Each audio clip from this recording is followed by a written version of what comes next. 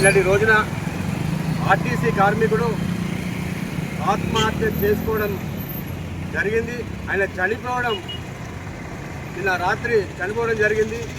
వాళ్ళ కుటుంబానికి మనోధైర్యం నింపడానికి టీఆర్ఎస్ పార్టీ పక్షాన మాజీ మంత్రులైన సబితా ఇంద్రారెడ్డి గారు, అలాగే శ్రీనివాస్ గౌడ్ గారు, మాజీ ఎంపీ వినోద్ కుమార్ గారు అక్కడికి పోవాలని చూస్తుంటే మన పోలీసులచే అరెస్ట్ చేయడం సిగ్గుచేటని ఈరోజు అరెస్ట్ చేయడం నిరసిస్తూ ఈరోజు జిల్లా కేంద్రం చేనేత చౌక్ దగ్గర నిరసన కార్యక్రమం చేయడం జరిగింది. నిజంగా మీరు ఇది ఆత్మహత్య కాదు, అది హత్య, ప్రభుత్వ హత్య అని ఈ సందర్భంగా తెలియడం జరుగుతుంది. నిజంగా మా కేటీఆర్ గారి నాయకత్వంలో అలా కుటుంబానికి మనోధైర్యం చెప్పడానికి మా పార్టీ తరఫున పార్టీ ప్రతినిధులుగా మాజీ మినిస్టర్ అయిన సబితా ఇంద్రారెడ్డి గారిని, అలాగే ప్రజాప్రతినిధులైన కొంతమంది అగ్ర నాయకులను పోవడం జరిగితే అక్కడ మధ్యలోనే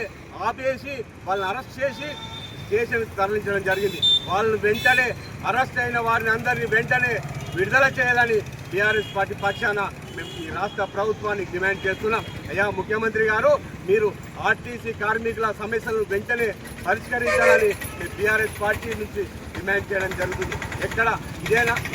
ఎక్కడికైనా పోయి వాళ్ళు పుట్టేడు దుఃఖంలో ఉంటే వాళ్ళకు మనోధైర్యం చెప్పడానికి ఒక మహిళా ప్రతినిధిగా, అలాగే మాజీ మినిస్టర్గా పోతుంటే అరెస్ట్ చేయడాన్ని తీవ్రంగా ఖండిస్తున్నాం. ఇదేనా ప్రజాపాలనని మేము సూటిగా ప్రశ్నిస్తున్నాం. ఇదేనా ఇంద్రమ్మ రాజ్యం అని సూటిగా ప్రశ్నిస్తున్నాం.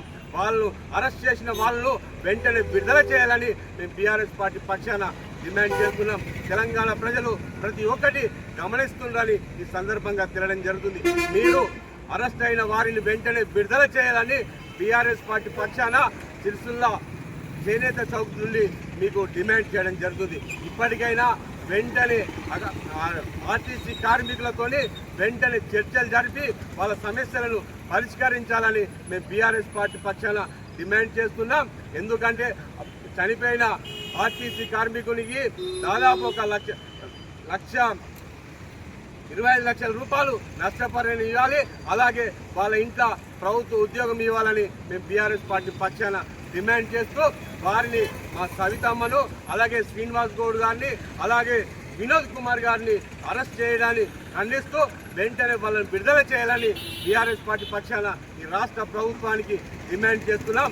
లేకపోతే రానున్న రోజుల్లో ఖచ్చితంగా కేటీఆర్ గారి నాయకత్వంలో టీఆర్ఎస్ పార్టీ ప్రధాన ప్రతిపక్షంగా మేము ప్రజల పక్షం నిలబడి ఏదైనా మేము ఖచ్చితంగా నిలదీస్తామని ఈ సందర్భంగా తెలియడం జరుగుతుంది. జై తెలంగాణ, జై తెలంగాణ.